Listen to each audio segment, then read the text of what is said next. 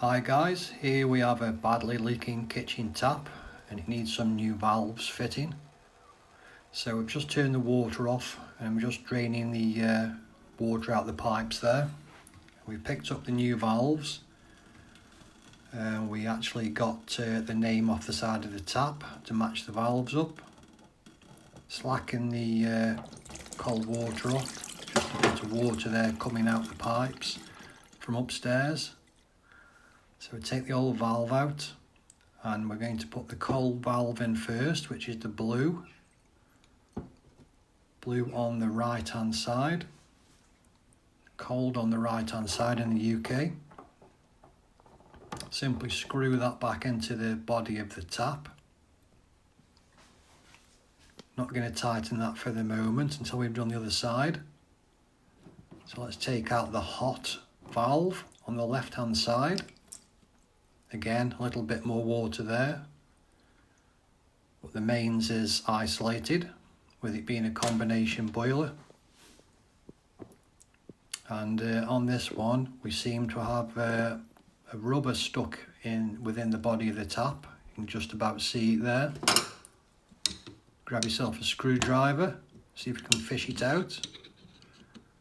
I think that may have been the reason why the tap was leaking in the first place. But it's always good to refresh the tap and get two brand new valves fitted. There's the old rubber just come out of the tap there. So now we'll grab the new valve with the red rubber washer. I'll screw that back in there.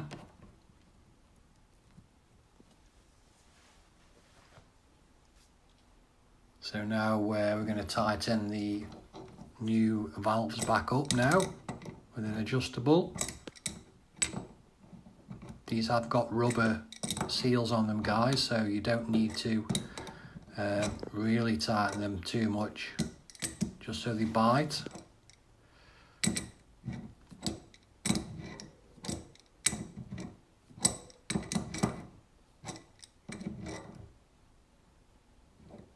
There we go, that's all that's required. Don't over tighten. Now we're going to put the mains back on. So with it being a combination system, it will feed both taps. So I like to open the valve back up fully and then turn it back off 1.5 turns, just in case it seizes up in the future. We've got a little bit of play that we can work with to try and unseize it. Now it's time to just push the handles on. And before we tighten the handles, we're just going to test the water coming through the tap. So that's the cold side first. Sometimes you get air in the system after you've fitted the new valves. So we'll put the hand on the hot side now, and we'll just test that side.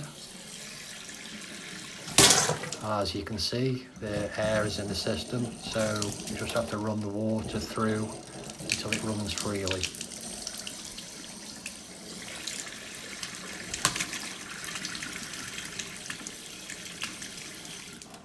There we go. So now we get the little screws that hold the handles on, and we'll start screwing them into the end of the new valve. And then it'll bite onto the handles, and then simply tighten up with a screwdriver. And then the very last job, we've got the little end caps that we pulled off. I never showed you that, guys, that was at the start, but they basically just prise off with a screwdriver.